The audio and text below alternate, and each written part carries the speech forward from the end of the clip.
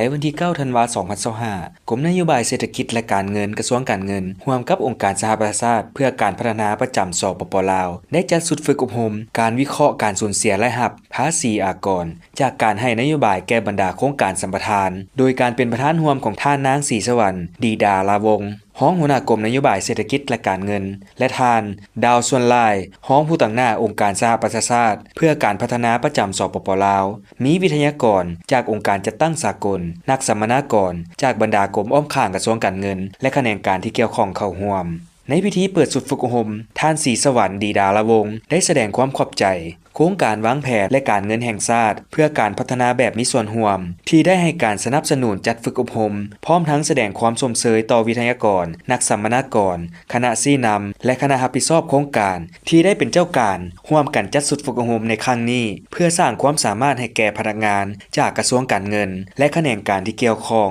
ที่มีส่วนร่วมในการค้นคว้าอนุมัติและการคุ้มครองจัดตั้งปฏิบัติโครงการที่ได้รับนโยบายส่งเสริมด้านภาษีอากรโดยเฉพาะโครงการสัมปทาน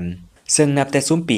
1990 เป็นต้นมารัฐบาลสปป.ลาวได้ดึงดูดการลงทุนจากต่างประเทศโดยการให้นโยบายส่งเสริมการลงทุนยกเว้นภาษีอากรโดยเฉพาะโครงการสัมปทานแขนงพลังงานไฟฟ้า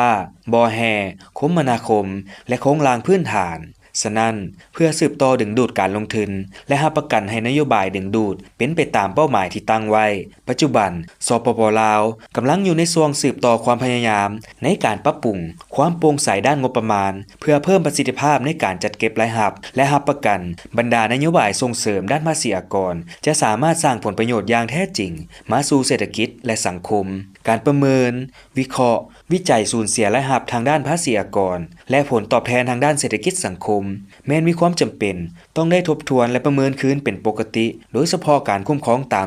05ระยะของวงจรนโยบายได้แก่การเตรียมความพร้อมการจัดตั้งปฏิบัติการรายงานการประเมินผลและการปฏิรูปเนื่องจากผลของการจัดตั้งปฏิบัติในแต่ละระยะล้วนส่งผลกระทบต่อรายรับงบประมาณโดยรวมการฝึกอบรมครั้งนี้จะได้ดำเนินเป็นเวลา2วันแต่วันที่9 ถึง 10 ธันวาคม 2025 นี้